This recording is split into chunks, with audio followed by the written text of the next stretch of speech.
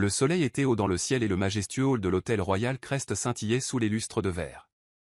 Amelia, la jeune gouvernante aux yeux marrons chaleureux et au cœur encore plus chaleureux, poussait discrètement son chariot vers la suite du 3e étage.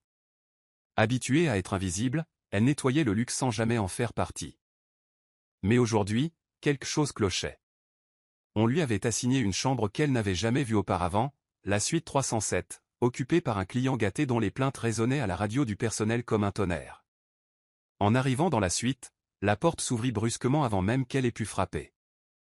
Un trio de filles, vêtues de vêtements de marque, apparut, le sourire narquois jusqu'aux oreilles. Sans prévenir, la plus grande ouvrit une canette de Coca-Cola et en versa le contenu sur l'uniforme impeccablement repassé d'Amelia. Le liquide froid la trempa des épaules à la taille, dégoulinant sur le sol en marbre. Oups, l'une d'elles rigola, on pensait que les femmes de ménage aimaient les rafraîchissements. Elles éclatèrent de rire en passant devant elle, laissant derrière elle une saleté collante et une Amelia stupéfaite. Amelia resta figée, non pas à cause du soda qui lui glaçait la peau, mais à cause de l'humiliation. Les caméras de sécurité avaient tout vu, mais les gardes ne bougèrent pas. Elle prit lentement une serviette dans son chariot, ses mains tremblantes essuyant les traces de cruauté sur son uniforme. Ce qu'elle ignorait, c'est que quelqu'un l'observait depuis le bout du couloir, quelqu'un qui n'était pas censé être là et qui n'allait pas rester silencieux. Derrière une paroi vitrée au même étage, dissimulée par une porte de service privé, un jeune homme nommé Jalland avait été témoin de tout cela. Il ne faisait pas partie du personnel de l'hôtel, du moins pas officiellement. Son cousin aîné, technicien, l'avait laissé l'accompagner pour découvrir le système électrique de l'immeuble dans le cadre de son stage. Ennuyé, Jalland s'était éloigné et était tombé par hasard sur la suite 307. Voyant la scène se dérouler, quelque chose en lui s'était enflammé. Jalland suivit discrètement Amelia tandis qu'elle poussait son chariot vers la salle de repos du personnel. Il remarqua qu'elle gardait la tête haute, même si le coca trempait sa chemise, et qu'elle hochait poliment la tête à ses collègues qui détournaient le regard, gênés. Elle ne pleurait pas. Elle ne se plaignait pas. Elle continua d'avancer. Cela déstabilisa Jalland plus que si elle avait crié. Dans le salon, Amelia retira sa veste et resta assise en silence, fixant le distributeur comme s'il contenait des réponses. Jalland glissa un mot sous la porte avant de disparaître dans le couloir. Il disait, « Il ne mérite pas ton silence. Retrouve-moi au jardin sur le toit après ton service. » Quelqu'un qui a tout vu. Au début, Amelia a cru à une farce. Encore une blague. Une autre humiliation. Mais la curiosité la rongeait toute la journée. Elle ne cessait de penser à ses filles, à leur facilité de rire, à leur assurance, sachant que personne ne les arrêterait. À 18 heures précises, son service terminé, elle monta l'escalier secret qui menait au jardin sur le toit, un lieu habituellement réservé aux invités et aux événements VIP. À sa grande surprise, Jalland était déjà là, l'attendant avec 2 bouteilles d'eau et un sac en papier craft. Il leva les yeux à son arrivée et lui adressa un sourire nerveux. « Je ne savais pas comment lui dire bonjour après ce que j'avais vu plus tôt, dit-il. Alors j'ai pensé qu'un peu de nourriture pourrait t'aider. » Amelia hésita, mais s'assit en face de lui, incertaine d'être en sécurité ou de se retrouver dans un autre pétrin. Ils ont discuté. Jalland ne lui a posé aucune question personnelle. Il n'a pas eu pitié d'elle non plus. Au lieu de cela, il lui dit qu'il avait tout filmé sur son téléphone. « Si tu veux les dénoncer, je te soutiendrai, proposa-t-il. Amelia le fixa du regard, les yeux plissés. « Et pourquoi t'en soucierais-tu » demanda-t-elle. Il baissa les yeux. « Parce que ce qu'ils avaient fait ressemblait à quelque chose qu'ils avaient déjà fait subir à ma mère. Elle était concierge. Personne ne l'a défendue non plus. Je regrette de ne pas avoir pu le faire. Mais je peux faire quelque chose maintenant. » Amelia ne lui répondit pas ce soir-là. Elle resta simplement debout et s'éloigna, laissant le sac de nourriture intact. Mais son esprit ne s'arrêtait pas de tourner. Toute la nuit, ses rêves n'étaient qu'une répétition tordue de soda dégoulinant de son col et de rires résonnant à ses oreilles. Au matin, elle avait décidé de ne pas se venger, mais de retrouver sa dignité. Lorsqu'elle arriva au travail le lendemain, son uniforme était impeccable et ses cheveux étaient tirés en arrière. Le directeur s'approcha d'elle avec un presse-papier, ignorant tout de ce qui se passait. Amelia l'arrêta. « J'aimerais demander les images de surveillance d'hier, dit-elle. Il s'est passé quelque chose d'inapproprié. » Le directeur cligna des yeux, surpris, mais accepta d'examiner la situation. Il n'avait aucune idée de la tempête qui se préparait. Pendant ce temps, Jalland ne restait pas inactif. Il a téléchargé la vidéo sur un cloud privé, horodaté et filigrané, au cas où elle serait supprimée accidentellement. Il a également appelé une personne qui lui devait une faveur, une jeune femme nommée Brielle, une influenceuse voyage très suivie. Ce qu'Amelia ignorait, c'est que le petit geste de générosité de Jalland allait déclencher une réaction en chaîne qu'elle n'aurait jamais imaginée. Plus tard dans l'après-midi, Amelia fut convoquée au RH. Elle est entrée, s'attendant à un licenciement, ou au mieux, un licenciement déguisé en évaluation interne. Mais à sa grande surprise, le responsable des RH avait l'air grave. « Nous avons vu les images », a-t-il dit. « Ce qui vous est arrivé est inacceptable. » Il marqua alors une pause, incertain de la marche à suivre. Les filles de la suite 307 étaient des clientes VIP. Leurs familles ont des liens puissants, mais il hésitait. « Mais quoi ?» demanda Amelia d'un ton froid. « Il y a une vidéo qui circule en ligne, dit-il. Quelqu'un l'a mis en ligne. Les vues grimpent à toute vitesse. Les gens sont furieux. Les hashtags sont à la mode. Les clients annulent leurs réservations par dégoût. La direction est en pleine gestion des dégâts. Nous avons besoin de votre coopération et de votre silence. » Amelia se pencha en avant. « Tu veux mon silence maintenant ?» demanda-t-elle d'une voix assurée. Après avoir été arrosée de soda et de dignité. « Non. Je vais parler. Pas seulement pour moi, mais pour tous les travailleurs silencieux de ce bâtiment. » Elle se leva et sortit, laissant les RH démunis. Alors que l'hôtel s'efforçait de sauver sa réputation, la suite 307 fut soudainement libérée. Les 3 filles furent escortées par une entrée arrière, leurs bagages jetés à la hâte dans des véhicules en attente. Mais le mal était fait. En 24 heures, la vidéo avait été vue plus d'1 demi-million de fois. Les influenceurs la partageaient. D'anciens employés se manifestaient.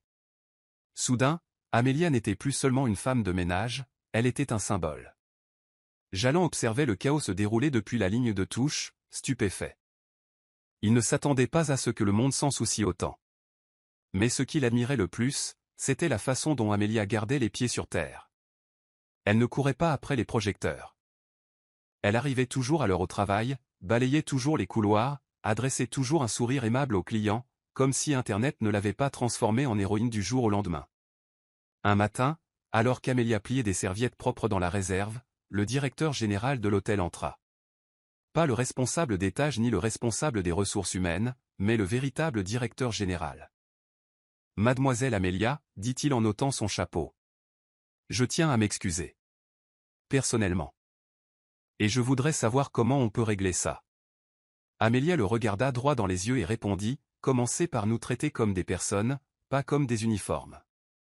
Et apprenez à vos clients que la cruauté n'est pas une qualité de luxe. » L'hôtel présenta des excuses officielles et offrit une prime à Amelia en guise de remerciement, ce qu'elle déclina poliment. « Je ne veux pas de votre argent pour faire taire les rumeurs », a-t-elle déclaré devant le conseil d'administration lors de sa réunion d'urgence. « Je veux un traitement équitable, pas des faveurs. » Le conseil était stupéfait. Personne ne leur avait jamais parlé comme ça. Mais Amelia s'en fichait. Elle ne cherchait pas à susciter la sympathie. Elle s'exprimait. En bas, le personnel s'était rassemblé autour de ses téléphones pour regarder son interview en direct devenir virale. Des mots comme dignité, respect et humanité résonnaient dans la vidéo, et pour la première fois, les travailleurs invisibles de l'hôtel étaient visibles. Femmes de ménage, cuisiniers, chasseurs, tous se rassemblèrent silencieusement derrière elle, certains les larmes aux yeux. Amelia était devenue une voix dont ils ignoraient avoir besoin. Pendant ce temps, Jalland commençait à recevoir des menaces anonymes en ligne. « Enlève-le », disait un message, « tu n'as aucune idée de qui tu as affaire. » Il les ignora. Ce qu'il n'avait pas dit à Amelia, c'est que l'une des filles de la suite 307 était la fille de l'investisseur silencieux de l'hôtel. Et cette fille n'avait pas l'habitude de perdre, surtout pas face à quelqu'un qui squattait les étages. Un nouveau problème surgit lorsque l'emploi du temps d'Amelia fut soudainement modifié sans son consentement.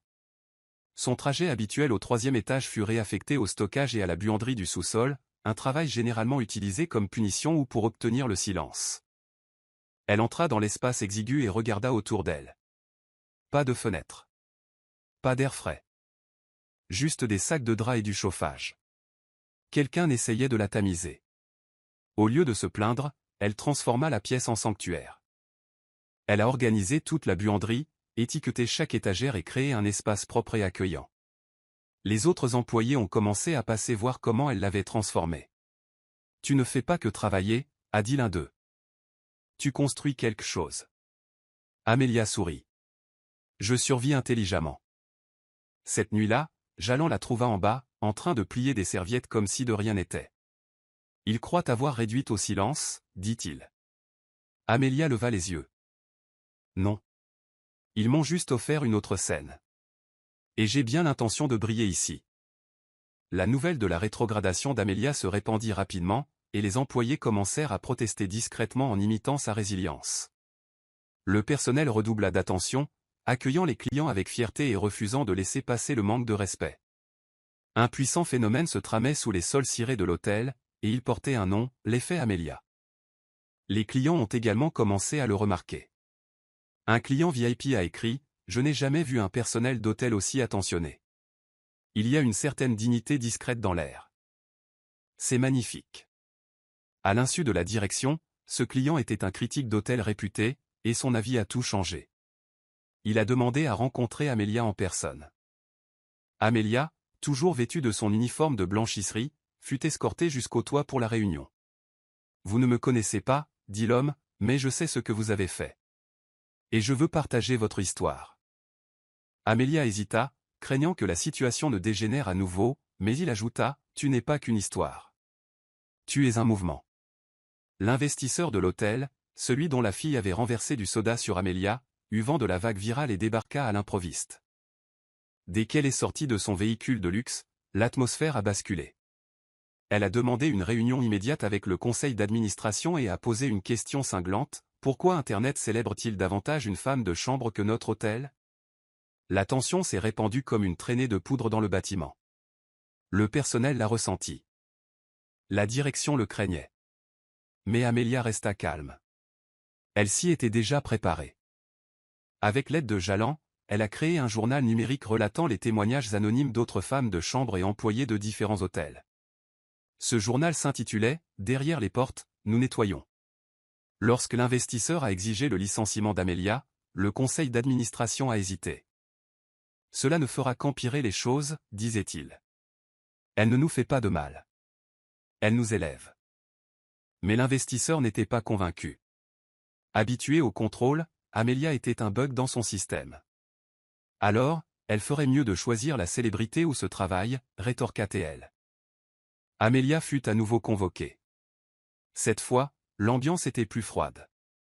Elle était assise en face de l'investisseur, entourée de cadres. « Nous reconnaissons votre impact », a déclaré l'investisseur en tapotant son stylo. « Mais nous ne tolérons aucune perturbation. Soit vous vous éloignez des projecteurs, soit vous quittez cet hôtel. » Amelia se renversa en arrière, une lueur de défi dans le regard. « Alors, je ne choisis ni l'un ni l'autre, » dit-elle. « Je ferai mon travail et je continuerai à dire la vérité. Et si cet hôtel ne peut pas gérer ça, ça en dit plus sur vous que sur moi. » Le silence se fit dans la salle. Même l'investisseur cligna des yeux, surpris. « Tu as du cran, » murmura-t-elle. Amelia hocha la tête. « Et de l'intégrité. » Après son départ, la discussion a explosé dans la salle. Certains membres du conseil d'administration ont pris le parti d'Amelia, d'autres ont craint des réactions négatives. Mais une chose était claire, Amelia ne reculerait pas. Derrière les parois vitrées, le personnel se tenait silencieusement, écoutant discrètement depuis les coins et les chariots de nettoyage. Ils n'avaient plus peur. Elle leur avait appris à se tenir debout. Ce week-end-là, l'hôtel organisait un événement privé, l'anniversaire d'un couple prestigieux. Les invités arrivèrent dans des voitures rutilantes, habillés pour briller. Amelia fut chargée de rafraîchir les toilettes, une tâche qu'elle accepta sans l'ombre d'une protestation. Alors qu'elle travaillait, elle entendit quelque chose d'étrange. Deux clients chuchotaient à propos de la femme de chambre de l'hôtel qui avait fait le buzz. L'un d'eux rit. Imaginez être célèbre pour avoir été aspergé de cocaïne. Quelle blague! Amelia sortit discrètement de la cabine, un panier de serviettes pliées à la main. Elle les regarda droit dans les yeux et dit « Mieux vaut être connu pour avoir survécu à la honte que pour vivre sans conscience. » Les femmes se turent.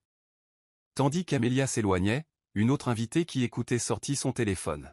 « Génial », murmura-t-elle. « Les gens ont besoin d'entendre ça. » Et elle l'a posté, juste une voix, un message et un hashtag, style standing Amelia. Internet a adoré. Le message d'Amelia depuis les toilettes a eu un écho plus fort qu'elle ne l'imaginait. Le clip a été republié par des influenceurs, utilisé dans des montages voix off et transformé en bande sonore motivante. Soudain, le hashtag style standing Amelia n'était plus seulement tendance, il était partout. Mais la célébrité s'accompagnait d'une attention particulière, et tout le monde ne souhaitait pas sa victoire. La fille de l'investisseur, Bianca, revint à l'hôtel avec un sourire faux et un plan malicieux. « Je suis venue m'excuser », dit-elle gentiment en offrant à Amelia un sac cadeau de créateur. Mais Amelia regarda à l'intérieur et trouva un mot au lieu d'un cadeau. Il était écrit « On ne peut pas s'accrocher au pouvoir ». Amelia plia calmement le mot et le lui rendit. « Regarde-moi », dit-elle. Plus tard dans l'après-midi, Bianca tenta de nouveau de provoquer Amelia devant les invités, l'appelant Cendrillon sans fait marraine. Mais cette fois, un invité l'interrompit. « En fait, elle est plus reine que vous ne le serez jamais. » Les appareils photo ont cliqué. Les invités ont applaudi. Et Bianca, rouge de honte, quitta l'hôtel en trombe, vaincue pour la deuxième fois. Malgré le soutien du public, la direction de l'hôtel était divisée. Une faction craignait l'influence de l'investisseur et souhaitait éloigner la marque d'Amelia. Les autres la considéraient comme l'âme de l'hôtel. Pour éviter tout conflit ouvert, ils décidèrent d'offrir à Amelia une promotion qui la ferait passer des étages supérieurs à un bureau d'archives isolé. Ils espéraient qu'elle accepterait en silence. Mais Amelia regarda l'offre et sourit. « Alors, tu veux me cacher derrière un bureau maintenant ? Je ne suis pas ton secret à classer. » Elle refusa. « Je nettoierai les chambres s'il le faut. Ce qui compte, c'est la dignité que j'apporte à chacune. » Le silence s'installa dans la pièce. Quelques gérants échangèrent un regard. Quelqu'un l'avait encore sous-estimé. Dehors, d'autres clients réclamèrent des chambres nettoyées par Amelia. Une femme insista pour que seule celle qui se levait touchât sa suite nuptiale. Petit à petit, l'hôtel comprit qu'il était impossible de reléguer Amelia dans l'ombre. Elle était devenue partie intégrante de l'expérience, une icône d'honneur et d'uniforme. Un jour, alors qu'elle cirait les sols près du spa, Amelia remarqua une jeune fille en pleurs dans le hall. Elle s'approcha doucement, lui tendit un mouchoir et s'assit à côté d'elle. « Que se passe-t-il » La jeune fille murmura que ses parents se disputaient à l'étage et qu'elle se sentait invisible. « Je connais ce sentiment, » dit Amelia doucement. « Mais tu n'es pas invisible pour moi. » Ignorant qu'un invité avait filmé toute l'interaction de loin, la vidéo devint à nouveau virale, cette fois grâce à la gentillesse d'Amelia. Cette femme est plus qu'une travailleuse. Elle est un cœur à l'état humain, disait la légende. Les commentaires ont afflué. Elle devrait diriger l'hôtel. Elle a plus d'âme que les costards du dessus. Le soir même, la direction a tenu une réunion d'urgence. On ne peut pas l'empêcher de briller, a admis un membre du conseil. Il est peut-être temps d'arrêter de l'atténuer et d'en tirer des leçons. Pendant ce temps, Amelia terminait son service, complètement inconsciente que le monde la regardait à nouveau et tombait encore plus amoureux d'elle. Bianca n'en avait pas fini. Elle a convaincu son père, l'investisseur, de porter plainte contre Amelia pour avoir rebaptisé l'hôtel sans autorisation.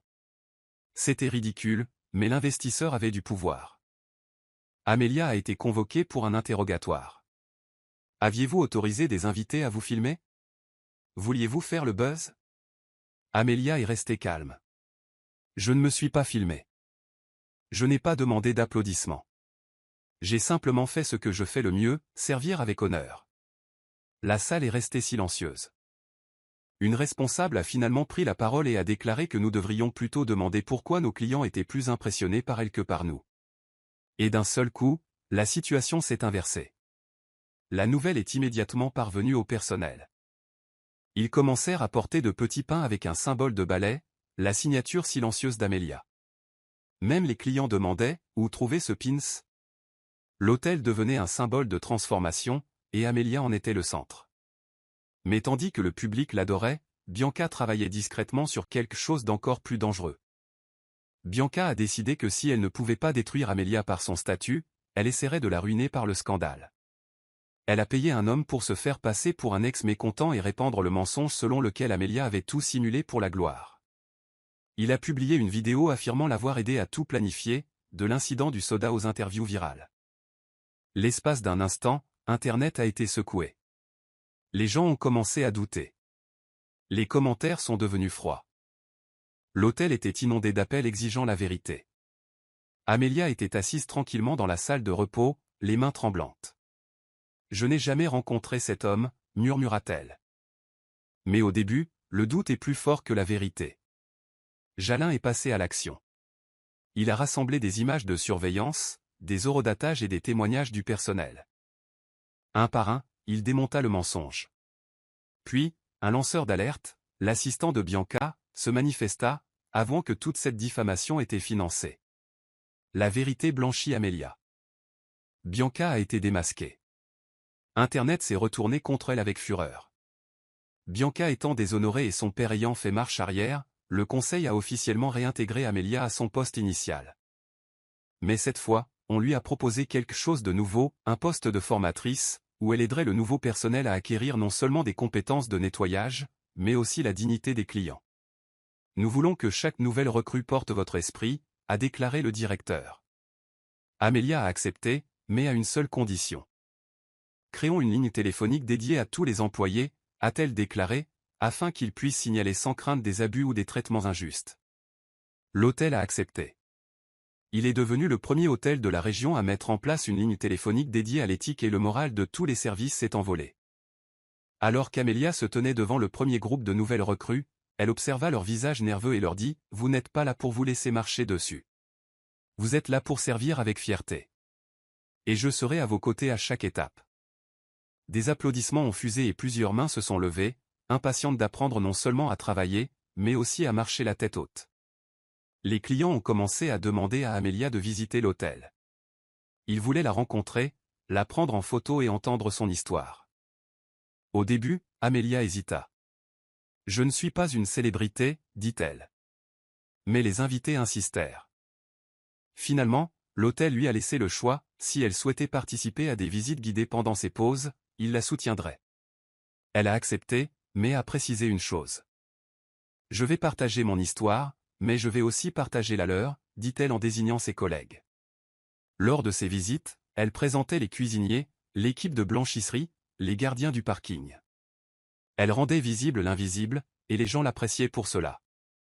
Les réservations en ligne ont explosé. Les clients ont décrit l'hôtel comme un lieu où la gentillesse est omniprésente. Même les influenceurs du monde du voyage ont commencé à réaliser des documentaires sur la culture du personnel. Amelia avait fait plus que survivre. Elle avait redéfini l'identité de l'hôtel. Mais quelque chose d'encore plus grand se profilait à l'horizon. Amelia ne s'attendait pas à quelque chose. Un présentateur de télévision populaire l'a contacté. « Nous voulons vous mettre en avant », disait le message. Amelia se figea. Des caméras? Une diffusion nationale? Son premier réflexe fut de refuser. Mais Jalin l'encouragea. « Vous êtes arrivé jusqu'ici. Pourquoi vous arrêter maintenant ?» Alors, nerveusement, elle accepta. Le jour de l'interview, elle arriva sur le plateau en uniforme, son badge à balai fièrement arboré. L'hôte l'accueillit avec admiration. « Vous avez montré au monde ce que signifie garder la tête haute. Comment cela a-t-il commencé ?» Amelia sourit et dit, avec du Coca-Cola sur le visage. Et le feu brûlait dans mon cœur. Le public s'est levé pour applaudir. À la fin du spectacle, des millions de personnes avaient vu son histoire. Des marques ont commencé à la contacter. Des écoles l'ont invitée à prendre la parole. Mais malgré tout, Amelia a gardé les pieds sur terre. « Je suis toujours la fille qui récure les sols », a-t-elle déclaré à un journaliste. Mais maintenant, je le fais avec ma voix. Peu après la diffusion de l'interview, Amelia est rentrée à l'hôtel et a trouvé une foule immense qui l'attendait dans le hall.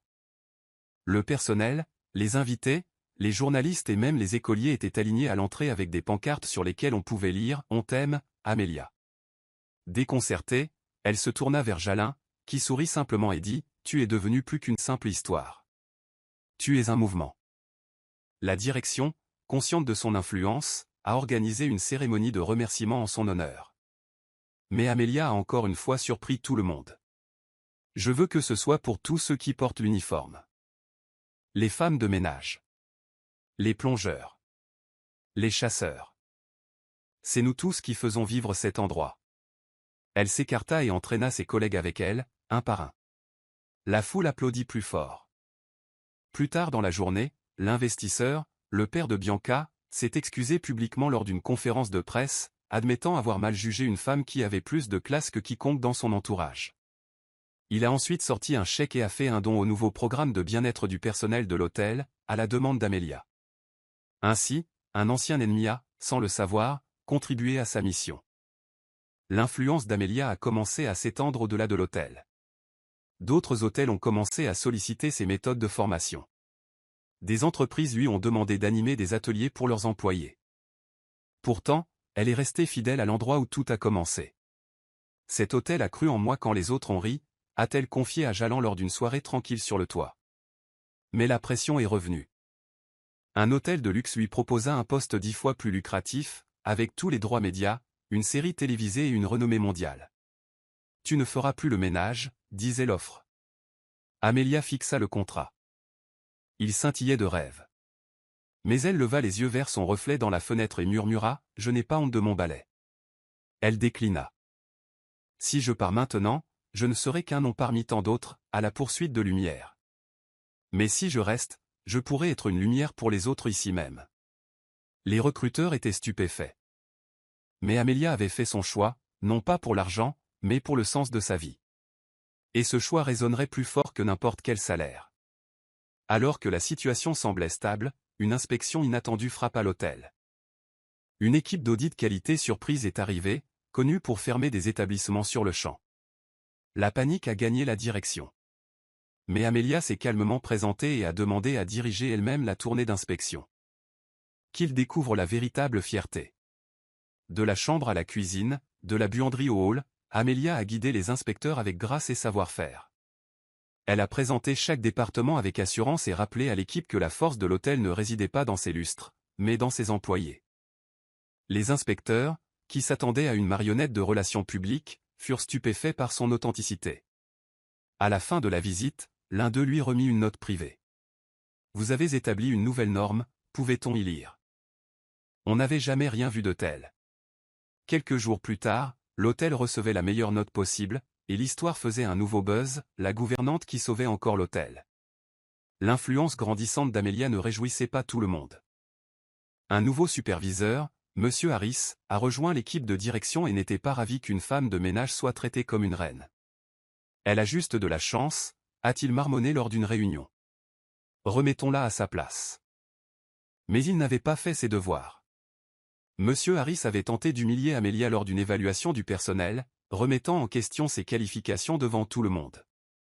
Mais avant qu'elle puisse répondre, une rangée de collègues se tenait derrière elle, agents de sécurité, chefs, réceptionnistes, tous exprimant ce qu'Amelia avait fait pour eux. L'un d'eux a dit, « Si vous la touchez, vous nous perdez tous. » Le directeur de l'hôtel, observant le drame se dérouler, a calmement congédié M. Harris sur le champ. « On ne rabaisse pas la dignité ici, » a-t-il déclaré. Alors que M. Harris s'éloignait en trombe, Amelia se murmura, « Plus on s'élève avec humilité, plus on s'enracine. » Une idée germa dans l'esprit d'Amelia, et si les hôtels du monde entier proposaient un module de formation axé sur la bienveillance, la résilience et la fierté du service? Elle partagea sa vision avec la direction et proposa un petit cours pilote intitulé « Plus que propre ». Intrigués, les directeurs lui accordèrent une semaine d'essai. Le premier cours affichait complet. Jeunes travailleurs, vétérans et même cadres intermédiaires étaient présents pour écouter son histoire et apprendre d'elle. Elle ne donnait pas de cours magistral, elle démontrait. Elle leur a appris à ranger une chambre comme si c'était important, à sourire malgré la fatigue et à conserver une dignité inébranlable. Ces leçons se sont rapidement répandues. D'autres hôtels ont rapidement adopté son programme. Mais Amelia a refusé d'en faire un profit. C'est pour le peuple, insistait-elle, pas pour une marque. L'hôtel a créé un fonds de bourse à son nom, et d'anciens élèves ont commencé à écrire des lettres. Tu m'as donné du courage. Tu m'as donné de la fierté. Et ainsi, la fille silencieuse dans le couloir est devenue une enseignante pour des milliers de personnes. Un matin, Alors qu'elle nettoyait un appartement en attique, Amelia trouva une lettre sur la table de chevet. Elle provenait d'un invité qui l'observait silencieusement depuis des jours. « Tu as changé ma vision des gens », pouvait-on y lire. « Grâce à vous, je réembauche du personnel que j'avais licencié injustement. Vous m'avez rendu mon humanité. » Aucun nom n'a été signé. Intriguée, Amelia apporta la lettre à Jalland. Ensemble, ils enquêtèrent et découvrirent que l'invité était le PDG d'un hôtel étranger. Des semaines plus tard, il reconnut publiquement son influence lors d'un discours, lui reconnaissant le mérite d'avoir sauvé non seulement des emplois, mais aussi sa conscience. Et une fois de plus, Amelia inspira des révolutions silencieuses. D'autres lettres suivirent. De voyageurs. Des concierges. Même des enfants. Amelia a commencé un carnet intitulé « Pourquoi je reste debout ». C'est devenu son sanctuaire, des pages remplies de gratitude, de lutte et d'espoir. Elle ne demandait jamais d'attention, et pourtant on continuait à écrire. Car Amelia était devenue quelque chose de rare, de réel. Un événement luxueux était prévu à l'hôtel pour célébrer son anniversaire. Le conseil d'administration avait invité des influenceurs de renom, des célébrités et une clientèle d'élite. Mais c'est Amelia que les invités souhaitaient rencontrer. Lorsque l'animateur demanda qui prononcerait le discours d'ouverture, toute la salle répondit à l'unisson « Amelia ». Nerveuse, elle se tenait devant la foule scintillante, vêtue de son uniforme, de chaussures cirées, d'un tablier impeccable et d'une épingle à balai brillante comme de l'or. Elle commença simplement « Avant, je croyais que mon travail consistait à nettoyer derrière les gens. Mais maintenant, je sais que mon véritable travail consistait à marcher à leur côté. » Le silence se fit dans la salle. Puis les applaudissements retentirent. Personne n'avait parlé avec une telle puissance tranquille auparavant.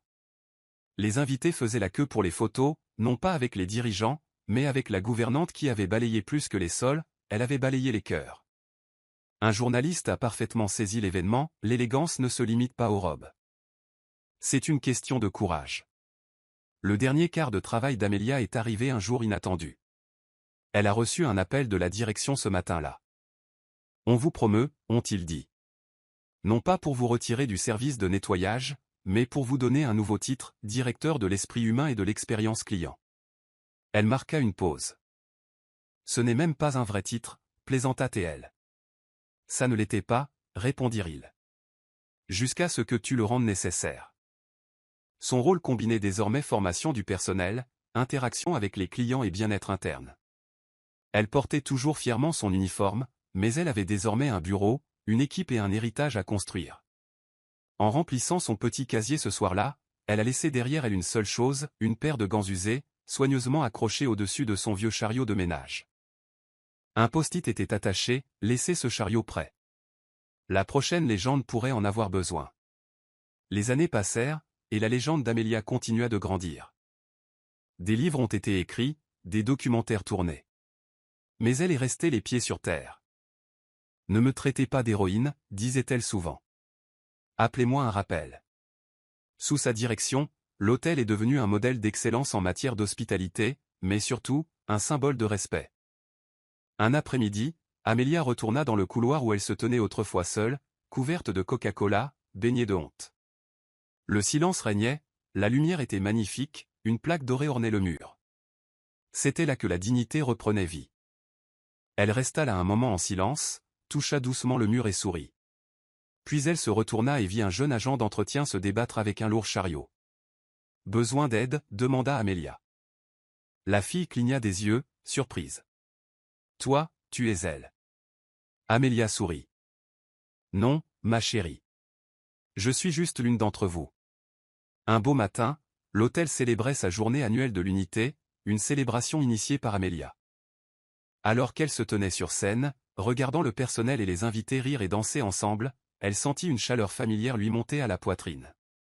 Elle se tourna vers Jalland, qui dirigeait désormais les opérations pour les invités, et murmura « Voilà, voilà à quoi ressemble la guérison. » Tandis que la foule scandait son nom, elle prit une profonde inspiration et s'avança une dernière fois.